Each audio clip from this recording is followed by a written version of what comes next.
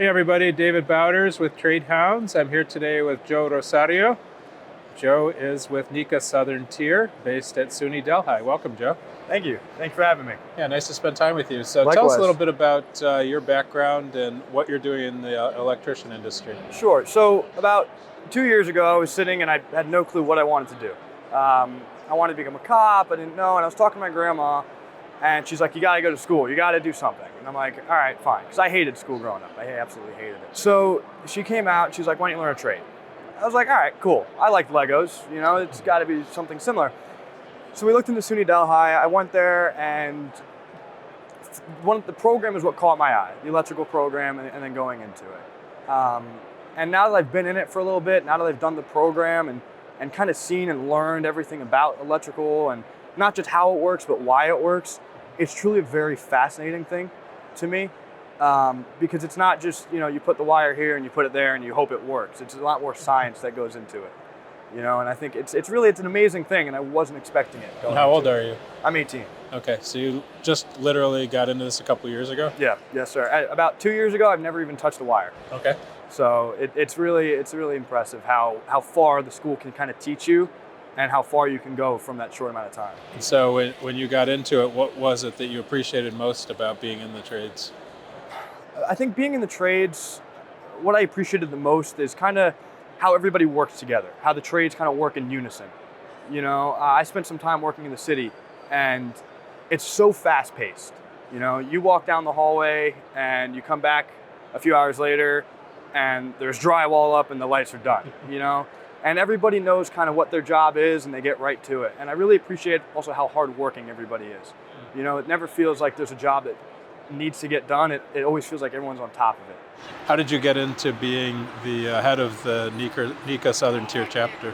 So I was part of the club last year a little bit, and I really enjoyed what they were doing. Last year we did win the Community Service Award through our school, SUNY Delhi, and I thought it was an amazing cause, especially to go out and take time out of our day to help people. We've done electrical, we've done cleanups, we've done all this type of stuff, and I wanted to continue what the past president of the club was doing. Okay. Because I think it's a great cause. And how many people are in the club? Right now, we're pushing, I think, around maybe 15, something like that. Last year we had more, but a lot of people graduated. So we're really trying to branch out. We want people to know what the club's about. We want people to, be able to, I guess, kind of appreciate it and learn more about it. And that's the biggest thing, is outreach. So tell us a little bit about the connection to SUNY Delhi. So the connection with SUNY Delhi, we've had the NECA Club for a few years now, and every year they pay for us to go to the convention. They pay for the NECA students to go to the convention. Everybody within our program, so SUNY Delhi is one of the only schools that has the NECA Club and offers an electrical construction program. A lot of students that go into the NECA program are ResCon or engineers or civil engineers or something like that. We are one of the only schools that offers the physical trade of electrical. Have you started working on job sites for quite a while now? Yeah, so I worked out in the city. We're on Park Ave doing a 27-story building. We were redoing the whole thing. And that was just one of the experiences that I got. We worked at somebody's house through the school. So through the school program, they took us to somebody's house. We were redoing their electrical. And now our club is picking that up where it left off. And we're doing it completely for free.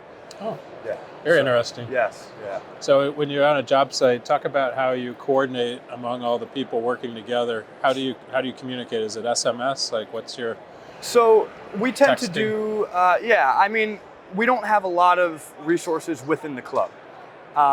So what we do is we try to make do with what we have. When we're working on a job site, specifically at the houses that's in Delhi, we're really communicating, just talking. And we'll call, we'll have some cell phone calls, and we'll communicate from the breaker to the, upstairs or downstairs. But everyone kind of has their own task, So we'll go with a group of 4, 6 people, and we'll have 2 people doing outlets, 2 people doing lights, and maybe 2 people down the panel, and we'll work like that. And how often do you run out of materials when you're doing your work? More often than we'd like. The materials are paid for by the homeowner, so we just are doing the labor for free. But there's always an issue. You know, it's always a 2-hour job that turns into a 3, and it's never what you think it will be. So. Okay. And how much of a problem is it just getting the right materials to the right place at the right time in terms of keeping work moving? It really depends. They teach us with our school how to estimate. They teach us what things are, what the names are, how to read, everything as if when we go in there, they talk to us as if we don't even know how to hold a screwdriver correctly. And they start us from there. So the estimates and the materials, we get pretty good at, knowing what we'll need and how much of it we will need. And, when we do come across all right, well, we're out of something, we'll tend to put a brake on it and we'll try to go wherever we can as soon as we can to get those materials to keep the job site back. So you guys actually go off the job site, drive over to a will call counter somewhere? Yeah. So there's been a time that we ran out of some stuff that I had to go to, one of the stores locally in town and buy some more stuff and bring it back and, keep working. What if you could go on the Trade Hounds app and just say, I need some more widgets, and it would just get that stuff to your job site? That would probably be very beneficial to everything. I feel like the Trade Hounds app, I've used it for a little bit, and I think it's really good, especially for that and the compare my pay feature. Looking for a job, that was the main thing I was looking at, is how much are these people getting paid and how much should I be getting paid?